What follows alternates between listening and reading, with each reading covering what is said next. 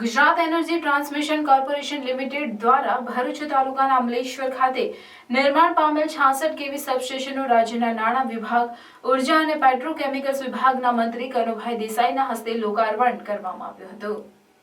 મંત્રી કનુભાઈ દેસાઈએ જણાવ્યું કે દેશના યશસ્વી વડાપ્રધાન નરેન્દ્રભાઈ મોદીએ જ્યારે ગુજરાતના મુખ્યમંત્રી તરીકે સુકાન સંભાળ્યું ત્યારથી વિકાસનો આપણને સૌને મંત્ર આપ્યો, ત્યારથી સતત વિકાસ યાત્રા આગળ ધપી રહી છે। ગુજરાતના વિકાસ માટે અનેક પ્રયત્નો કર્યા હતા, જેમાં રોજગારી સર્જન અર્થે ઉદ્યોગોમાં ઉત્પાદન વધારવા માટે દેશ વિદેશના ઉદ્યોગકારોને વાયબ્રન્ટ ગુજરાત સમિટ થકી આમંત્રણ આપવાનું શરૂ કર્યું। મુખ્યમંત્રી ભૂપેન્દ્રભાઈ પટેલના નેતૃત્વમાં વાયબ્રન્ટ ગુજરાત સમગ્ર ભારતમાં સૌથી વધુ સુંદર રીતે ચાલી રહ્યું છે, જેની અત્યારે જ 2024માં આપણે 10 મીટર સમિટનું સફળ આયોજન કરાયું હતું। આપણે 10મી સમિટનું સફળ આયોજન કરાયું હતું। વાયબ્રન્ટ ગુજરાત થકી દેશ વિદેશના અનેક રોકાણકારોએ ગુજરાતની આર્થિક રોકાણ માટે પસંદગી કરતા ગુજરાત સમગ્ર ભારતનું ગ્રોથ એન્જિન બની ગયું છે।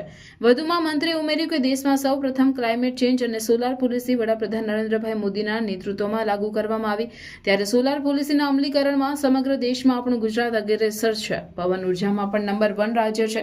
સોલાર રૂફટોપમાં સમગ્ર ભારતની 82% સોલાર રૂફટોપ ગુજરાતમાં લાગેલી છે। નિકાસ ક્ષેત્રે પણ ગુજરાત અગ્રેસર છે। માત્ર એટલું જ નહીં, પણ મોદીજી સ્ટેચ્યુ ઓફ યુનિટીના નિર્માણની ભેટ આપી સમગ્ર ગુજરાતને એક ટુરિઝમ ડેસ્ટિનેશન બનાવ્યું છે। વધુમાં મંત્રીએ કહ્યું, ગુજરાતના મુખ્યમંત્રી ભૂપેન્દ્રભાઈ પટેલના નેતૃત્વમાં આ વિકાસ યાત્રા સંપૂર્ણ રીતે આગળ ચાલી રહી છે। મોદીજીએ જ્યારે ગુજરાતનું સુકાન સંભાળ્યું ત્યારે આપણી વીજળીની વપરાશ 7000 મેગાવોટ જેટલી હતી। આજે આ વપરાશ વધીને 26000 મેગાવોટ થયો છે। વીજળી ઉત્પન્ન કરવા માટે, વીજળી ડિસ્ટ્રીબ્યુશન કરવા માટે ગુજરાતમાં જે પ્રયત્નો થયા છે તેવા ભારતના અન્ય વિસ્તારોમાં થઈ શક્યા નથી। ગુજરાતમાં એક પણ દિવસ પાવર કટ આવતો નથી। રશિયા યુક્રેન યુદ્ધ વખતે ગેસ પુરવઠો આવતો બંધ થયો, જેથી ગેસથી ચાલતા બધા પ્લાન્ટ બંધ થયા અને કોલસાની આવક પણ બંધ થઈ। ત્યારે આપણી સોલાર સિસ્ટમના કારણે ગુજરાતે હંમેશા ગ્રાહકોને સારો પાવર આપવાનો પ્રયત્ન કર્યો છે। આજુબાજુના 15 કિલોમીટર વિસ્તારમાં આવેલ રહેણાંક, વાણિજ્ય અને ખેતીવાડી એમ મળીને કુલ 17 ગામોના અંદાજે 22000 જેટલા લોકોને વધુ સાતત્યપૂર્ણ અને વિક્ષેપ રહિત વીજળી પૂરતા દબાણથી પૂરી પાડવામાં આવશે, જેમાં અમલેશ્વર, ચોલાદ, વાંસી, કલ્લા, નવેઠા, વેસદડા, આમદા, ભુવા, સંખવાદ, કેશરોડ, ભાડભૂત, મહેગામ, મનાડ, કાસવા, એકસાલ, મનુબર અને કરમાળ ગામોનો સમાવેશ થાય છે। આ વેળાએ વાગરાના ધારાસભ્ય અરુણસિંહ રાણા, ભરૂચના ધારાસભ્ય રમેશભાઈ મિસ્ત્રી, ભરૂચના પૂર્વ ધારાસભ્ય દુષ્યંતભાઈ પટેલ તથા અન્ય મહાનુભાવોએ પ્રાસંગિક ઉદ્બોધન કર્યા। મંત્રી કનુભાઈ દેસાઈ સહિત અન્ય મહાનુભાવોની ઉપસ્થિતિમાં વાગરા વિધાનસભા વિસ્તારમાં અમલેશ્વર ખાતે પ્રથમ સ્માર્ટ મીટર પણ જેટકો દ્વારા લગાવવામાં આવ્યું। આ પ્રસંગે વાગરાના ધારાસભ્ય અરુણસિંહ રાણા, ભરૂચના ધારાસભ્ય રમેશભાઈ મિસ્ત્રી, જિલ્લા પંચાયતના સભ્ય વિદ્યાબેન વસાવા, રાજ્યસભાના પૂર્વ સાંસદ ભરતસિંહ પરમાર, ભરૂચના પૂર્વ ધારાસભ્ય દુષ્યંતભાઈ પટેલ, જેટકોના એમડી ઉપેન્દ્ર પાંડે, જેટકોના અધિકારી KH રાઠોડ, AV રાઠોડ, શપી આર પટેલ, અધિક મુખ્ય ઇજનેર MJ વસાવા સહિત સ્થાનિક અગ્રણીઓ, ચૂંટાયેલા જનપ્રતિનિધિઓ અને આસપાસના ગામોમાંથી મોટી સંખ્યામાં નાગરિકો ઉપસ્થિત રહ્યા હતા।